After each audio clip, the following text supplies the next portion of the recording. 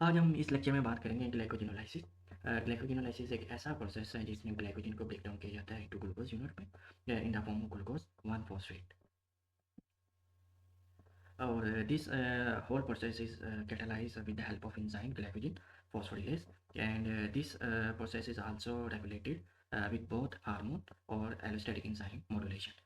Glycogen phosphorylase enzyme that exists in two form: phosphorylase A, that is an active form, and phosphorylase B, that is a inactive form. Glycogenolysis regulation, that is regulated by multiple way. First is hormone regulation. Hormonal regulation में that is regulated with two hormone. First glucagon and second epinephrine. In to hormones का क्या काम है? जो हमारी body में glycogen है उसे ब्रेक डाउन करना है इनटू ग्लूकोज। और इन ये दोनों हार्मोन्स का जो फंक्शन है वो एंटागोनिस्ट है इंसुलिन। इंसुलिन का क्या काम होता है? इंसुलिन का काम होता है हमारा ग्लूकोज को कन्वर्ट करना ग्लाइकोजन में। And second glycogenolysis regulated with covalent regulation. Covalent regulation का बेसिक पर्पस ये है, ये जो इंजाइम है ग्लाइकोजन फॉस्फोरिलेज, इसकी फॉस्फोरिलेशन करना। मेन के कब इंजाइम को एक्टिवेट करना है और कब इंजाइम को डीएक्टिवेट करना। और थर्ड रेगुलेशन स्टेप है allostatic regulation. This allostatic regulation that is further carry out with the help of AMP, adenosine monophosphate और ATP molecules. First and simple step, ये एक ग्लाइकोजन का मॉलिक्यूल किस तरह ग्लूकोज 1 फॉस्फेट में कन्वर्ट होता है। That is a single one step process. Glycogen molecule के साथ glycogen phosphorylase A, that is active form enzyme, आकर अटैच करती है। देन ग्लाइकोजन का मॉलिक्यूल कन्वर्ट हो जाता है ग्लूकोज 1 फॉस्फेट में। देन हम देखते हैं covalent regulation. Covalent regulation mean के इसने जो इंजाइम्स हैं इसकी फॉस्फोरिलेशन करनी होती है। मीन के कब इंजाइम को एक्टिव करना है, कब इंजाइम को इनएक्टिव करना है। अल्टीमेटली यही है कि जब हमारी बॉडी में अगर ग्लूकोज का लेवल बेहतर है या एलिवेटेड है तो ये क्या करेगी, जो ग्लाइकोजन फॉस्फोरिलेज डी है इनएक्टिव फॉर्म है उसे ही एक्टिव रखेगी। जब हमारी बॉडी में ग्लूकोज की रिक्वायरमेंट, ग्लूकोज कम है, उसकी रिक्वायरमेंट ज़्यादा है, दैन कोवलेंट रेगुलेशन क्या करेगा, जो इनएक्टिव फॉर्म है फॉस्फोरिलेज की उसे कन्वर्ट करना एक्टिव फॉर्म में।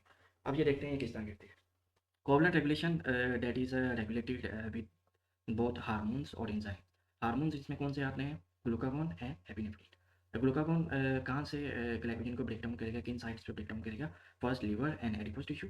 और एपिनेफ्रिन कहाँ पे जो ग्लाइकोजन है उसे ब्रेक डाउन करेगा, जो हमारी ग्लाइकोजन जो प्रेजेंट है हमारी लीवर एंड स्केलेटल मसल्स में।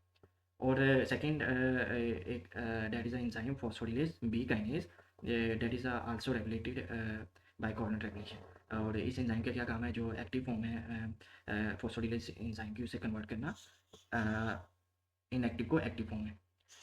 अब हार्मोनल और फॉस्फोरिलेज बी काइनेज ये क्या करेंगे? एक्ट करेंगे phosphorylase B, that is a inactive form of glycogen phosphorylase enzyme की।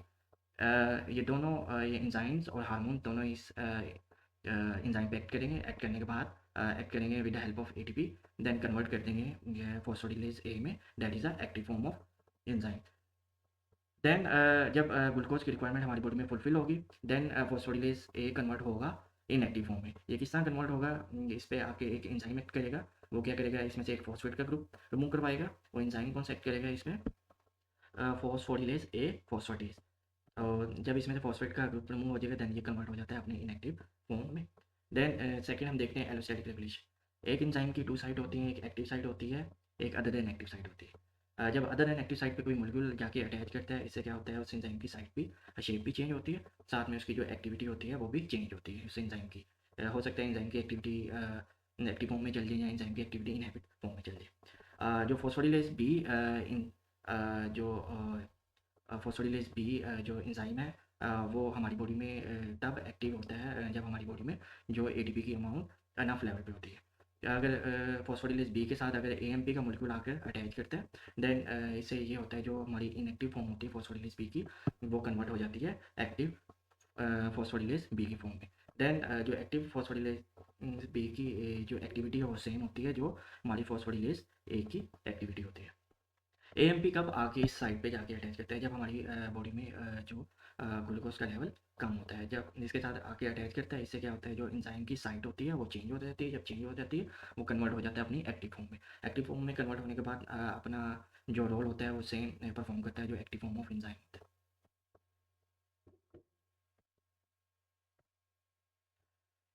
अब देखते हैं कि एक ग्लाइकोजन चेन है वो किस तरह ग्लूकोज को ब्रेक डाउन करती है और किस तरह वो एनर्जी ग्लूकोज को रिलीज करती है। ये देखिए, ये ग्लाइकोजन की चेन है। इस पे एंजाइम ऐड करेगा ग्लाइकोजन फॉस्फोरिलेज। ग्लाइकोजन फॉस्फोरिलेज क्या करेगा, इसमें से एक ग्लूकोज के मॉलिक्यूल्स को रिमूव कर देगा, ब्रेक कर देगा। ये बाकी लेफ्ट ओवर जो चेन है रेजिड्यू वो बचेगा। इसी तरह वन बाय वन ग्लाइकोजन फॉस्फोरिलेज का मॉलिक्यूल एक एक ग्लूकोज का मॉलिक्यूल ग्लाइकोजन की जो चेन है उसमें से तोड़ता जाएगा। जब तोड़ता जाएगा इसमें से मोलिक्यूल्स बनेगा glucose 1 phosphate. Glucose 1 phosphate convert होगा ग्लूकोज 6 फॉस्फेट में with the help of enzyme म्यूटेज।